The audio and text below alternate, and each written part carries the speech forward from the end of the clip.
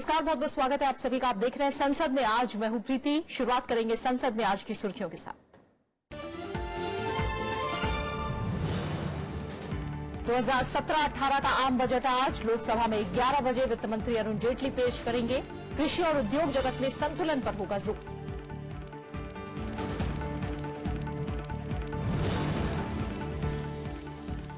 वित्त मंत्री अरुण जेटली राज्यसभा में रखेंगे बजट का विवरण। दोपहर 1:30 बजे राजकोषीय नीति का ब्यौरा भी होगा पेश।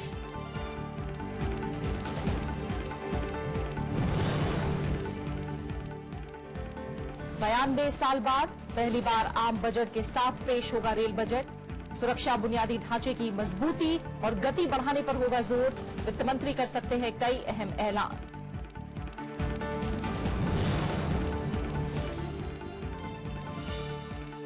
पूर्व केंद्रीय मंत्री और लोकसभा सांसद ई अहमद का निधन। संसद के संयुक्त सत्र के दौरान पड़ा था दिल का दौरा। संसद में दी जाएगी श्रद्धांजलि।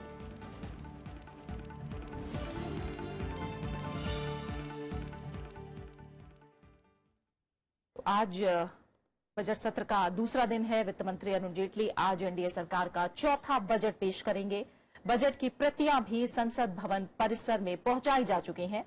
वित्त मंत्री बजट पेश करने के लिए संसद पहुंच चुके हैं। ये उनके लिए अब तक का सबसे चुनौतीपूर्ण बजट माना जा रहा है। उम्मीद की जा रही है कि नोटबंदी से हुई परेशानी दूर करने के लिए अरुण जेटली 2017-18 के बजट में कुछ टैक्स राहत और अन्य प्रोत्साहन दे सकते हैं, जिससे अर्थव्यवस्था को रफ्तार मिल सके। सरकार ने इस बार बजट पेश करने की तारीख पहले कर दी है, जिससे वित्त वर्ष खत्म होने से पहले बजट संबंधी समूची प्रक्रिया पूरी कर ली जाए। इसी के मद्देनजर इस बार बजट फरवरी के आखिर के बजाय आज ही पेश कर दिया जाएगा, ताकि इसे 31 मार्च से पहले पारित किया जा सके। इससे पहले वित्त मंत्री अरुण जेटली ने कल अपनी टीम के साथ वित्त मंत्रालय में बजट को अंतिम रूप दिया। सरकार के सुधार एजेंडे को आगे बढ़ाते हुए वित्त मंत्री अरुण जेटली इस बार रेल बजट को अलग से पेश करने वाली पुरानी परंपरा को खत्म कर देंगे। 1924 के बाद यह पहला मौका होगा जब रेलवे का बजट अलग से नहीं बल्कि आम बजट का हिस्सा होगा। अब तक रेल बजट अलग से ही पेश किया जाता रहा है। दिल्ली, हावड़ा और दिल्ली मुंबई मार्गों पर 200 किलोमीटर प्रति घंटे की रफ्तार से ट्रेनें चलाना, सुरक्षा पर आवंटन बढ़ाने और कृषि उत्पादों के लिए विशेष तरह की ट्रेनें शुरू करने पर रेल बजट में खास जोर रहने की संभावना है। सांसद और पूर्व विदेश राज्य मंत्री ई अहमद का निधन हो गया है। बुधवार तड़के 2:15 पर उन्होंने राम मनोहर लोहिया अस्पताल में आखिरी सांस ली। कल संसद के संयुक्त सत्र में राष्ट्रपति के अभिभाषण के दौरान उन्हें दिल का दौरा पड़ा था। संसद में आज उन्हें श्रद्धांजलि दी जाएगी। 78 साल के ई अहमद केरल के मल्लापुरम सीट से लोकसभा सांसद थे। पेशे से वकील अहमद 1991 में पहली बार लोकसभा के लिए चुने गए थे। वो 2004 से 2009 में यूपीए 2 सरकार के दौरान विदेश राज्य मंत्री भी रहे। अहमद इंडियन यूनियन मुस्लिम लीग के अध्यक्ष भी थे। प्रधानमंत्री नरेंद्र मोदी ने ई अहमद के निधन पर गहरा दुख जाहिर किया है। कांग्रेस अध्यक्ष सोनिया गांधी और उपाध्यक्ष राहुल गांधी ने भी उनके निधन पर शोक जताया है। और आइए इस समय हम सीधा रुख करेंगे संसद भवन परिसर का, जहां से मौजूद हैं हमारे संवाददाता विशाल दहिया हमारे साथ। विशाल, आज बजट पेश होने वाला है, जिसे लेकर पूरे देश की निगाहें संसद पर आज टिकी हुई हैं और इस बार बहुत कुछ खास है। इस बजट में कई मायनों में ऐतिहासिक बजट आने वाला है आज। जी बिल्कुल, काफी ऐतिहासिक कहा जा सकता है इस बजट को। और जैसा कि आपने थोड़ी देर पहले बताया, एक सबसे महत्वपूर्ण आयाम जो इस बजट का होगा और महत्वपूर्ण रहेगा वो रहेगा इस बात को लेकर कि रेल बजट को जो जनरल बजट है उसमें समाहित कर दिया गया है। यानी कि लगभग 9 दशक बाद ऐसा मौका पहली बार आएगा और खासतौर पे जब आजाद हिंदुस्तान के इतिहास में ऐसा मौका पहली बार होगा जब रेल बजट अलग से नहीं पेश किया जाएगा बल्कि आम बजट का हिस्सा होगा। तो ये एक काफी महत्वपूर्ण बात है। उसके अलावा डीमोनेटाइजेशन का जो फैसला लिया था सरकार ने 8 नवंबर को, उसके बाद किस तरह से जो आर्थिक स्थिति है देश की उसको और बेहतर किया जा सकता है, उसमें क्या नए बदलाव लाए जा सकते हैं, वो जरूर सरकार चाहेगी कि इस बजट के तहत एक पॉजिटिव सिग्नल न केवल आम जनता को बल्कि इंडस्ट्री को भी भेजा जा सके और कुछ रियायतें शायद जरूर वित्त मंत्री देना चाहेंगे। एक कड़ा फैसला जो नोटबंदी का था, जो कि लगातार 2.5 महीने तक जारी रहा और आज से वो रिस्ट्रिक्शंस हटाई गई हैं, जो विड्रॉल लिमिट्स थी एटीएम पर या फिर अकाउंट से बैंक से पैसा निकालने की, उनको आज से हटा लिया गया है। लेकिन फिर भी कुछ रियायतें जरूर सरकार देना चाहेगी। वित्त मंत्री ऐसी घोषणा, ऐसी उम्मीद की जा रही है खासतौर पे इंडस्ट्री की तरफ से कि इस तरह की कुछ घोषणाएं की जा सकती हैं। एक दूसरा पहलू भी है इस बजट का, जैसा कि आपने भी बताया कि जो आईयूएमएल के अध्यक्ष हैं और वर्तमान में सांसद थे लोकसभा के केरल से ई अहमद, उनका आज सुबह उनका जो निधन हुआ उसको लेकर राजनीतिक माहौल सुबह कुछ देर के लिए जरूर गरमाया था और ऐसी आशंका जरूर जताई जा रही थी कि क्या कन्वेंशन जो है उसके तहत सरकार बजट पेश करेगी या फिर सदन को स्थगित कर दिया जाएगा, सदन की कार्यवाही कल तक के लिए स्थगित कर दी जाएगी। लेकिन अब से ठीक थोड़ी देर पहले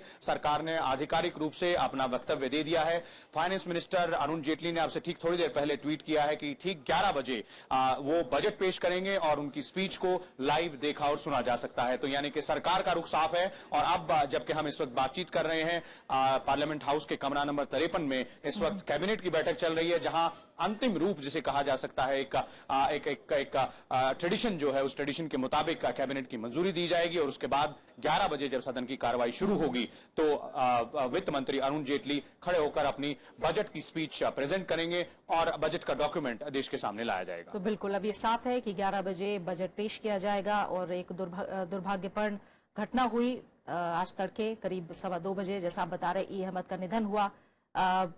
उनके बारे में भी बात करेंगे फिलहाल विशाल, लेकिन पहले अगर बजट को लेकर हम बात करें, कितना चुनौतीपूर्ण बजट इस बार माना जाए, क्योंकि तमाम कयास ये लग रहे हैं कि अब तक का सबसे चुनौतीपूर्ण बजट या अरुण जेटली के लिए है। वो ये बजट लोकप्रिय होगा या प्रगतिशील होगा, इसे लेकर भी तमाम कयास हैं। जी बिल्कुल, देखिए और सबसे बड़ी चुनौती जैसा कि मैं कह रहा था कि डीमोनेटाइजेशन यानी कि नोटबंदी से जुड़ा हुआ जो फैसला था उसको लेकर उत्पन्न हुई है इस सरकार के सामने और खासतौर पर वित्त मंत्री के सामने। कल जो इकोनॉमिक सर्वे पेश किया गया था उसमें भी ये बात कही गई कि लगभग 0.5% का जो ग्रोथ रेट है वो ग्रोथ रेट पर 0.5% तक का असर पड़ा है डीमोनेटाइजेशन के फैसले से, नोटबंदी के फैसले से। और 0.5% एक बहुत महत्वपूर्ण, बहुत बड़ी फिगर मानी जा सकती है, खासतौर पे उस समय जब भारत की जो आर्थिक विकास की जो दर है वो 7 से 7.5% के आसपास है और जो अनुमान लगाए गए हैं सरकार की तरफ से वो 7.75% से ऊपर के लगाए गए हैं। लेकिन जो विपक्षी दल है कांग्रेस, उसने बजट सत्र शुरू होने से एक दिन पहले पूर्व प्रधानमंत्री मनमोहन सिंह और पूर्व वित्त मंत्री पी चिदम्बरम, इन दोनों ने मिलकर कांग्रेस की तरफ से एक डॉक्यूमेंट पेश किया था जिसमें विपक्षी पार्टी की तरफ से बताया गया था कि किस तरह नोटबंदी के चलते आर्थिक जो हालात है, देश के जो आर्थिक सेहत है, उस पर कितना बुरा असर पड़ा है। तो इस तरह के जब कयास लगाए जा रहे हैं और इस तरह की जब स्थिति सामने है तो निश्चित रूप से वित्त मंत्री जरूर ऐसा बजट पेश करना चाहेंगे जिससे एक जंप स्टार्ट जिसे कहा जा सकता है इकोनॉमी को मिले। खासतौर पर कई इंडस्ट्रियल सेक्टर्स हैं जहां पर नोटबंदी की वजह से स्लो डाउन की स्थिति है और जिसे एक तरह से जॉब क्रिएशन, खासतौर पे जो सेगमेंट है, एम्प्लॉयमेंट जनरेशन का जो सेगमेंट है, उस पर कहा जा रहा है कि बहुत बुरा असर पड़ा है। तो निश्चित रूप से ये ऐसे कई सेगमेंट्स होंगे जिन पर वित्त मंत्री की नजर होगी और कुछ न कुछ इस तरह की घोषणा वो जरूर अपने बजट में करना चाहेंगे जिससे इन सब सेगमेंट्स को एक लाइफ लाइन मिल सके, एक लीज मिल सके। और उसके अलावा जो आम जनता है और आम करदाता जो है वो भी बड़ी ही जिसे कहा जाए कि उम्मीद से इस बजट की तरफ देख रहा है, क्योंकि उसकी उम्मीद है कि शायद जो टैक्स स्लैब्स हैं या फिर जो आयकर से संबंधित जो कानून है उनमें शायद सरकार कुछ छूट जरूर दे। और एक और महत्वपूर्ण राजनीतिक चुनौती वित्त मंत्री के सामने रहेगी और वो ये कि 5 राज्यों में इस वक्त चुनाव का माहौल है मॉडल कोड ऑफ कंडक्ट लागू हो चुका है और 2 राज्यों में, खासतौर पर गोवा और पंजाब में 4 तारीख को यानी कि आज से 2 दिन बाद वोट डाले जाने हैं और इलेक्शन कमीशन का जो आदेश है उसके मुताबिक वित्त मंत्री अपने बजट के भाषण में इन 5 राज्यों से संबंधित कोई घोषणा नहीं कर सकते हैं। तो यह भी ध्यान रखना होगा वित्त मंत्री को कि किस तरह से इस आदेश की अवहेलना से बचा जा सके और एक समाहित बजट जिसे कहा जा सके, होलिस्टिक बजट पेश किया जा सके। बिल्कुल, तो तमाम चुनौतियां हैं। नोटबंदी के बाद सुस्त पड़ी अर्थव्यवस्था को कैसे रफ्तार देंगे अरुण जेटली, इस पर सबकी निगाहें होंगी। फिलहाल जैसा हम बात कर रहे थे बजट के अलावा ई अहमद से जुड़ी हुई, विशाल, जरूर हम चाहेंगे आज ई अहमद को किस तरह वहां तमाम सांसद याद कर रहे हैं। देखिए, ई अहमद बहुत ही जैसे कहा जाए कि महत्वपूर्ण राजनीतिक हस्ती थे। सत्ता के गलियारों में वो यूपीए सरकार के दौरान मंत्री रहे, आईयूएमएल के अध्यक्ष थे और केरल से एक बड़े कद्दावर नेता के तौर पर उन्हें जाना जाता था। और कल रात देर रात जो उनका देहांत हुआ उसके बाद आज सुबह इस तरह की मांग विपक्षी पार्टियों की तरफ से, खासतौर से कांग्रेस, आईयूएमएल, एनसीपी और वामपंथी दल जो है उनकी तरफ से की गई कि बजट का प्रेजेंटेशन जो है उसे पोस्टपोन कर दिया जाए, उसे स्थगित कर दिया जाए 1 दिन के लिए। लेकिन जैसा कि मैंने पहले बताया, सरकार ने बजट की प्रेजेंटेशन को बरकरार रखा है, यानी कि बजट जो है वो अभी अब से थोड़ी देर बाद ही पेश किया जाएगा। लेकिन सरकार की तरफ से श्रद्धांजलि देने के लिए और जिसे कहा जाए कि अपने होमेज देने के लिए न केवल सरकार की तरफ से 2 मंत्री वेंकैया नायडू और अनंत कुमार जो ई अहमद का निवास है दिल्ली में वहां पहुंचे हैं, बल्कि खुद प्रधानमंत्री अब से थोड़ी देर पहले ई अहमद के निवास पर पहुंचे थे। उन्होंने श्रद्धांजलि वहां अर्पित की। तो सीधे तौर पर सरकार की तरफ से एक संदेश दिया जा रहा है कि वो इस बात का सम्मान जरूर करते हैं जिस तरह से ई अहमद का जो बड़ा कद था, राजनीतिक गलियारों में वो बड़े नेता थे, लेकिन क्योंकि बजट एक महत्वपूर्ण डॉक्यूमेंट है, एक महत्वपूर्ण हिस्सा है और खासतौर पर बहुत सारे लोग इस बजट प्रेजेंटेशन से जुड़े हुए हैं, पूरे देश की निगाहें इस पर हैं, खासतौर पर क्योंकि भारतीय अर्थव्यवस्था को बहुत मजबूत अर्थव्यवस्था के तौर पर देखा जाता है, तो अंतर्राष्ट्रीय गलियारों में भी जरूर इस बजट पर नजर होगी। तो सरकार की तरफ से आखिरी फैसला ये लिया गया है कि ठीक 11 बजे बजट पेश किया जाएगा। जी, बहुत बहुत शुक्रिया विशाल इस तमाम जानकारी को फिलहाल हम तक पहुंचाने के लिए। और इन सब के अलावा अगर बात करें तो बजट पेश करने के अलावा लोकसभा में वित्त विधेयक 2017 भी पेश किया जाएगा, साथ ही राजकोषीय नीति का विवरण भी रखा जाएगा। लोकसभा में वित्त मंत्री अरुण जेटली आज वित्त विधेयक 2017 भी पेश करेंगे। साथ ही 2017-18 की राजकोषीय नीति का विवरण भी लोकसभा में रखा जाएगा। वित्त मंत्री अरुण जेटली राजकोषीय उत्तरदायित्व और बजट प्रबंधन अधिनियम 2003 की उपधारा 1 के तहत बृहद आर्थिक रूपरेखा विवरण, मध्यावधि राजकोषीय नीति विवरण और राजकोषीय नीति योजना विवरण की एक प्रति सभा पटल पर रखेंगे।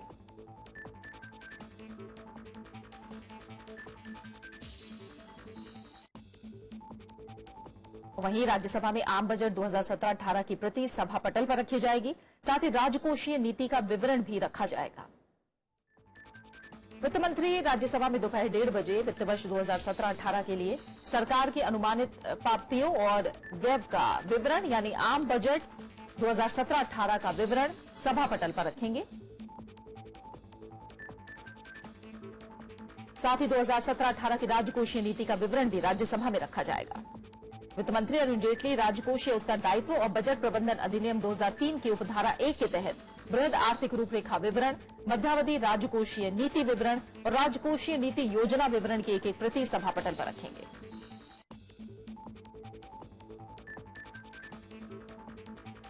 और इसी के साथ फिलहाल संसद में आज में इतना ही। छोटे से ब्रेक के बाद देखिए टुडे इन पार्लियामेंट। नमस्कार।